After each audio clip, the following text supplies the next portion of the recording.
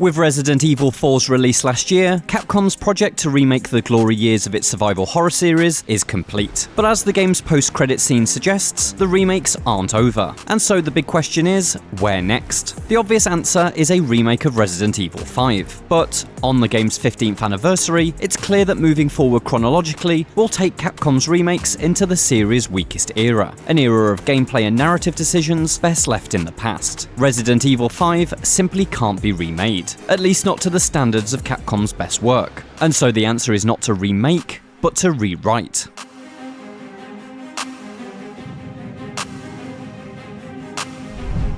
Resident Evil is a survival horror series, not that you'd know that playing Resident Evil 5. Sure, it features a constant flow of horrific imagery, but Resident Evil 5 is an action game through and through. That's evident in its cover shooter mechanics, vehicle chases with on-rails turret sequences, and the constant rattle of assault rifles. Even its visual design evokes the sandy shades of modern military games that experienced mass popularity in the late 2000s. It all speaks to a series that had lost its way. Rather than reflect on the tenets that were the foundation of its experience, Resident Evil 5 looked to the contemporary gaming zeitgeist in an attempt to find a new lease of life. The result is an unholy hybrid of Resident Evil, Gears of War, and Call of Duty. It's as ugly and unwieldy as it sounds.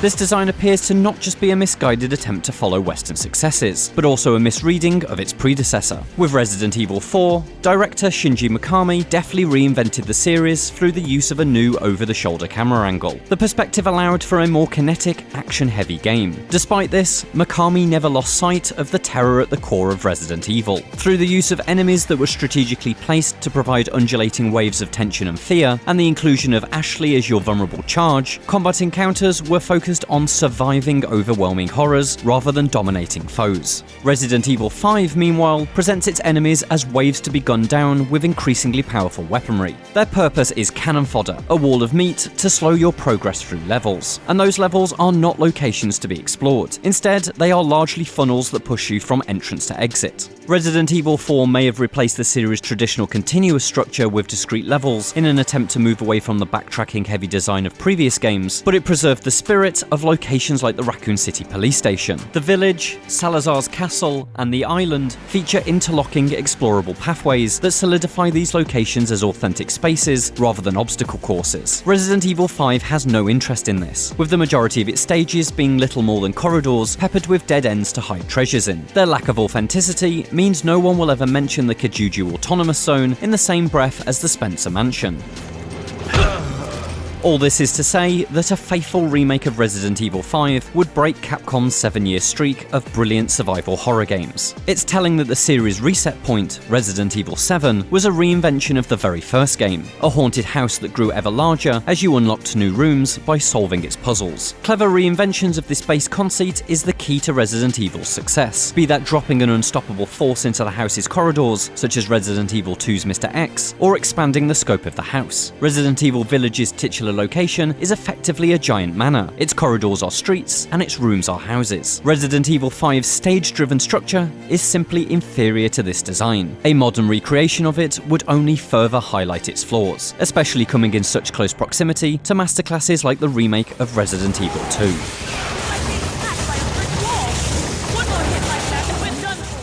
Remakes can, of course, completely redefine the structure of their source material. Final Fantasy VII Rebirth, for example, is recognisably an updated version of the classic RPG, but its world design and gameplay mechanics are a world apart from the 1997 original. And so you could argue that Resident Evil 5 is actually the Resident Evil most in need of a remake. A whole new environmental structure and scenario design that reins in the action and dials up the horror would bring it in line with Capcom's other remakes. But all of this doesn't account for Resident Evil 5's most notorious problem: racism.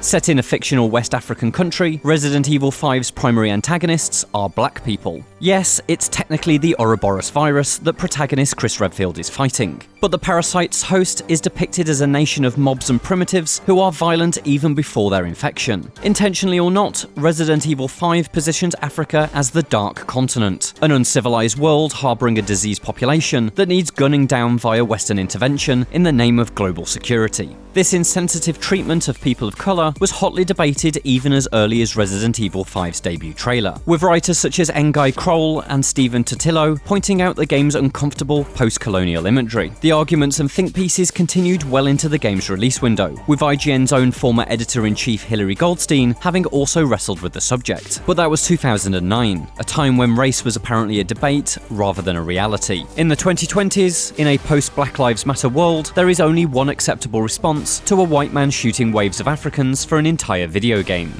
No. There is one thing I do.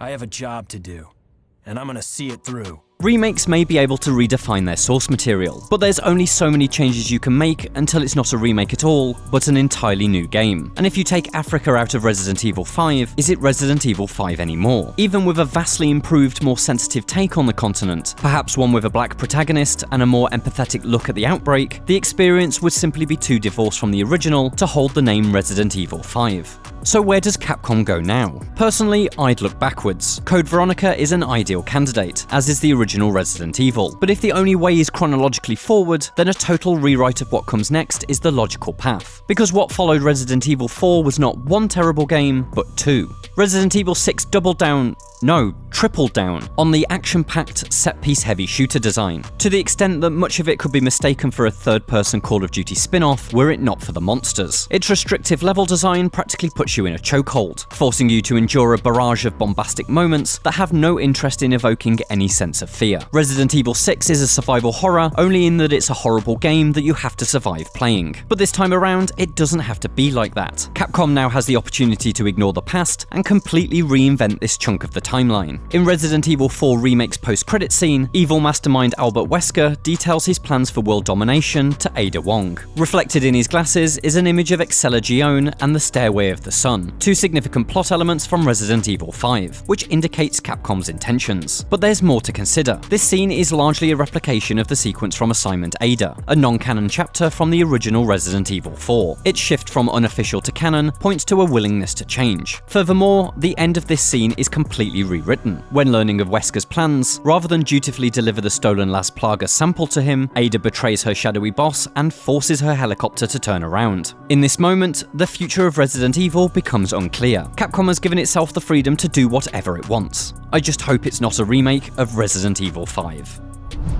For more on how Capcom is altering the series, check out our video on the biggest changes in Resident Evil 4 Remake. And for everything else, stick with IGN.